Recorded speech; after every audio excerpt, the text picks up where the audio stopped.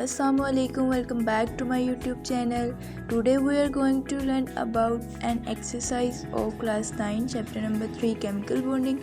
आज हम chapter number 3 chemical bonding की जो है वो एक्सरसाइज के कुछ क्वेश्चंस हैं वो करेंगे।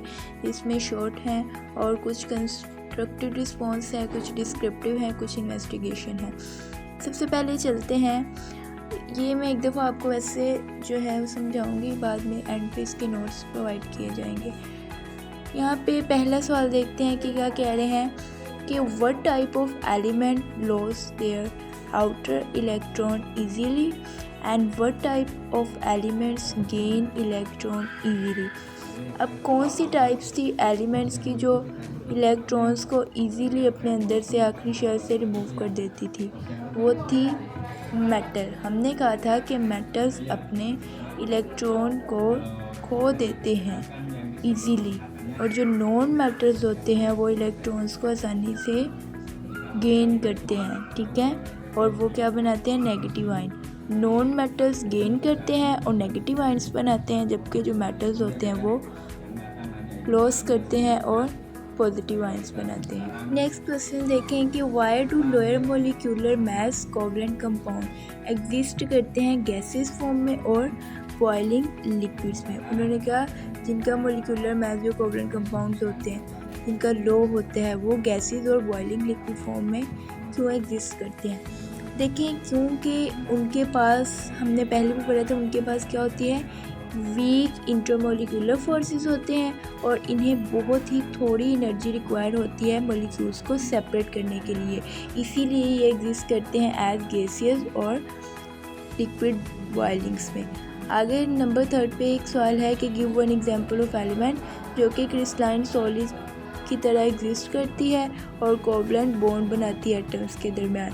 तो डायमंड एक स्ट्रॉन्ग कोवलेंट बॉन्ड होता है, ठीक है, जो कि एग्जिस्ट करती है एज अ कोवलेंट बॉन्ड और क्रिस्टलाइन की फॉर्म में पाई जाती है। आगे चलते हैं क्वेश्चन नंबर 4 जो कि है कि विच प्रॉपर्टी ऑफ मेटल्स की कौन सी प्रॉपर्टी है जो कि इनको मेलेबल बनाती है और डिक्टाइल बनाती है। देखिए, मेटल्स जो से होते हैं ना, मेटेलिक जो बॉन्ड होता है ना, वो मेटल्स को क्या बनाते हैं? मेलेबल और डिक्टाइल। क्योंकि मेटल्स में क्या होते हैं? सी ऑफ इलेक्ट्रॉन, यानी कि आज़ाद इलेक्ट्रॉन्स होते हैं, जिसकी वजह से धातु के एटम एक दूसरे पर आसानी से सिरक जाते हैं लेकिन बंद नहीं टूटता, ठीक है। इसमें सी ऑफ इलेक्ट्रॉन्स होते हैं मेटेलिक बॉन्ड में, इसीलिए जो मेटेलिक बॉन्ड होते हैं वो मेटल्स को मेलेबल और डिक्टाइल बनाते हैं। उसके बाद क्या कोऑर्डिनेट कोवलेंट बॉन्ड एक स्ट्रॉन्ग बॉन्ड है? जी हाँ, कोऑर्डिनेट कोवलेंट बॉन्ड एक स्ट्रॉन्ग बॉन्ड है, उसी तरह जिस तरह कोवलेंट बॉन्ड है, ठीक है। लेकिन फ़र्क ये है कि इसमें सिर्फ कोऑर्डिनेट कोवलेंट में सिर्फ एक ही एटम अपने इलेक्ट्रॉन्स को क्या करते हैं? शेयर करते हैं। उसके बाद ये कुछ स्ट्रक्चर है, वो मैंने डॉट और क्रॉस फार्मूला लिखना है हमने HNO3 का, जो कि मैंने नोट्स में प्रोवाइड कर दिया है। नेक्स्ट चलते हैं कंस्ट्रक्टिव रिस्पॉन्स क्वेश्चंस की तरफ।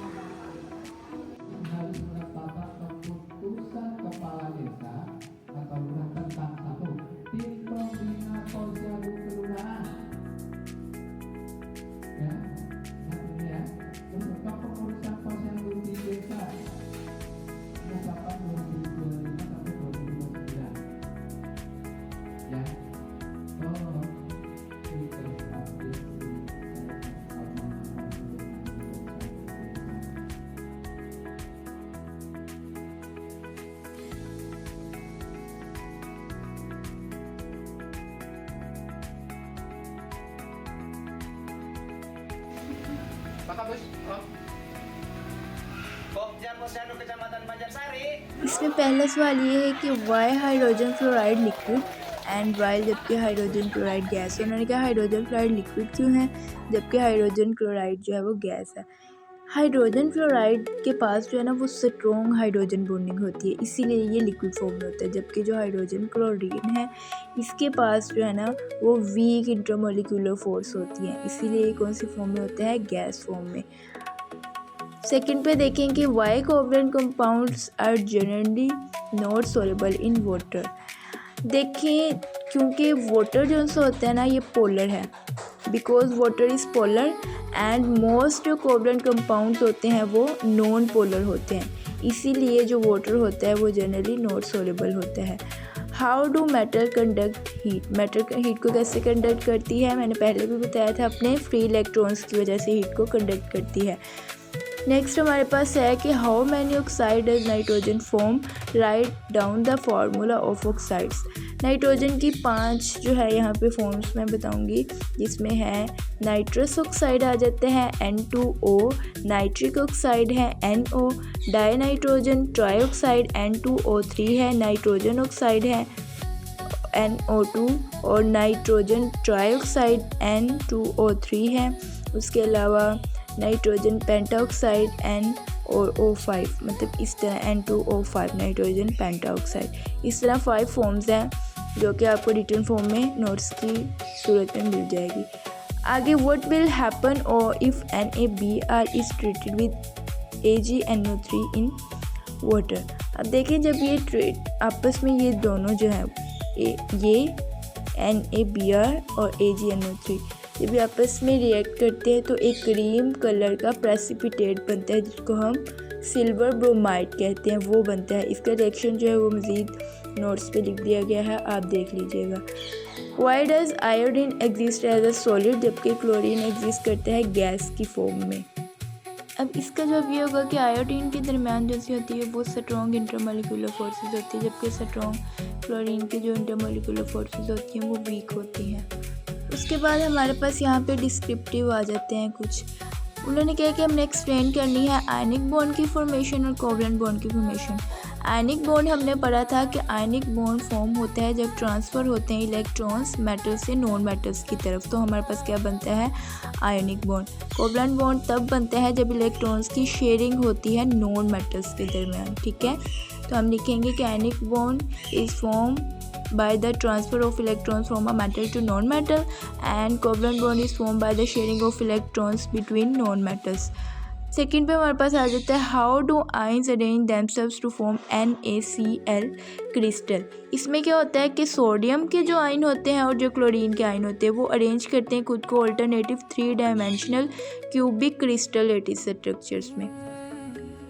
थर्ड पे एक्सप्लेन करना है हमने मेटल्स की प्रॉपर्टीज़ को in the view the nature of metallic bond. अब देखें हमने इनके मेटालिक जो बॉन्ड होता है वो स्ट्रॉन्ग होता है, तो ये क्या होंगे, ये एक तो गुड कंडक्टर होंगी, ठीक है। उसके अलावा मेलेबल होती हैं, डिक्टाइल होती हैं, इनका मेल्टिंग पॉइंट भी जो है वो हाई होता है। नेक्स्ट हमारे पास कंपेयर करनी है आयनिक और कोवलेंट कंपाउंड, जो हमने बहुत दफ़ा डिस्कस किया है। आयनिक और कोवलेंट कंपाउंड की प्रॉपर्टीज़ को हमने डिटेल में देखना है। आयनिक जो कंपाउंड होते हैं इनका हाई मेल्टिंग पॉइंट होता है, वाटर में सोल्यूबल होते हैं, ये हार्ड होते हैं, ब्रिटल होते हैं, जबकि जो कोवलेंट कंपाउंड इनका लो मेल्टिंग पॉइंट होता है, इनसोल्यूबल होते हैं मोस्टली, ये जो से होते हैं ये कंडक्ट नहीं करते हैं और ये सॉफ्ट होते हैं। Next how will you explain the electrical conductive to graphite crystal. Graphite में जो कार्बन एटम्स होते हैं तो इसमें क्या होता है कि हर जो कार्बन होता है ना वो एक फ्री इलेक्ट्रॉन रखता है। फ्री इलेक्ट्रॉन रखने की वजह से वो क्या करता है, इलेक्ट्रिसिटी को कंडक्ट करता है। Wire metal usually hard and heavy, strong metallic bond की वजह से और क्लोजली जो पैक्ड होती है ना एटम, उसकी वजह से जो मेटल्स होते हैं वो हार्ड और हैवी होते हैं। यहाँ पे कुछ इन्वेस्टिगेशन है कि फार्मूला उन्होंने दिया हुआ वेपर फेज में, उन्होंने कहा कि it exist as a dimer के तौर पे बिटवीन इट्स 2 मॉलिक्यूल। देखें जब AiCl3 इन वेपर फेज ये जब जॉइन होता है कोऑर्डिनेट कोवलेंट बॉन्ड के जरिए जॉइन होता है क्लोरीन एटम के साथ, तो इसमें क्या होता है कि जो क्लोरीन एटम है वो डोनेट कर देता है पेयर आयन का एल्यूमिनियम एटम को, जो कि क्या बना देता है, डिमर बनाते हैं। उसके अलावा कुछ स्ट्रक्चर है यहाँ पे सिलिकॉन का हम स्ट्रक्चर देखेंगे कि सिलिकॉन डाइऑक्साइड से होते हैं ना, इसमें क्या होता है कि सिलिकॉन जो वो हर सिलिकॉन एटम 4 ऑक्सीजन एटम से 2 सिलिकॉन एटम से मिलकर बना हुआ होता है। ये हार्ड होता है, उनके मेल्टिंग पॉइंट भी हाई होती है। इसका स्ट्रक्चर नोट्स के फॉर्म में आपको आगे जो है वो प्रोवाइड कर दिया जाता है। ये था हमारा आज की एक्सरसाइज जो हमने कंप्लीट कर ली है।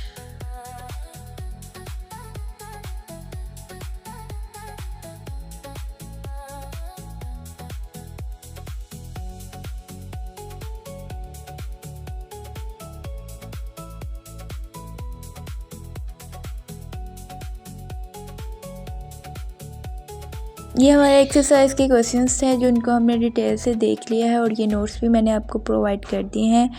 मज़ीद ऐसी वीडियोस के लिए don't forget to share, like and subscribe and stay connected with me for next chapter. इंशाल्लाह हम नेक्स्ट चैप्टर शुरू करेंगे फिर, जो कि है हमारे पास trigonometry chapter number 4। So stay connected with me. अल्लाह हाफिज़।